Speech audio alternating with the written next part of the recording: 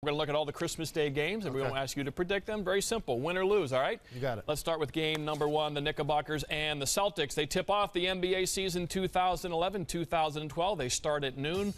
As you see the schedule right here, we're going to go down these 5 games. Celtics and Knicks on TNT. Then your doubleheader on ABC. Heat Mavs, rematch of the final.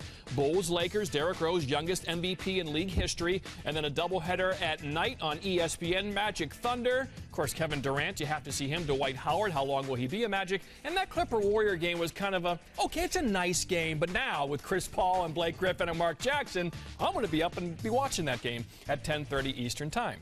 So again, let's start from top to bottom. Celtics and the Knicks, couple of classic NBA teams. What do you think? The Celtics, the only team in the NBA that had 4 All-Stars. I like the additions of Brandon Bass and Wilcox to play power forward minutes, but I haven't seen Paul Pierce get going in the preseason yet. So I'm going with the Knickerbockers.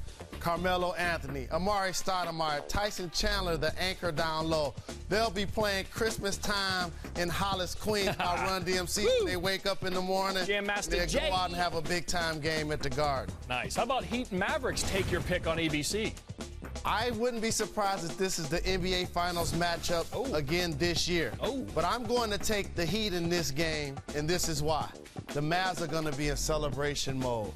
They're going to hang the banner, they're going to get their rings, and the Heat are going to sit there and stew and be ready to play a good game. Derrick Rose and the Bulls in L.A.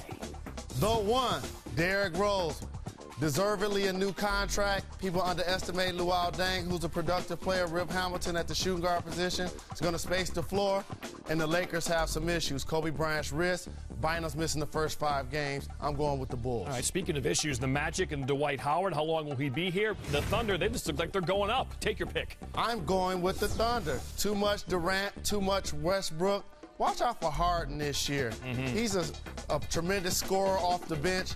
People have been all over Russell Westbrook about his ability to score, but you are your skill set. The Thunder, Western Conference Finals at least this year. And you, whoa. How about the new-look Clippers and the Warriors and Mark Jackson, the coach? I'm happy to see my boy and my former teammate Mark Jackson on the sideline. I think he's going to do a very good job with that team. But the problem is he's not going to be guarding Blake Griffin.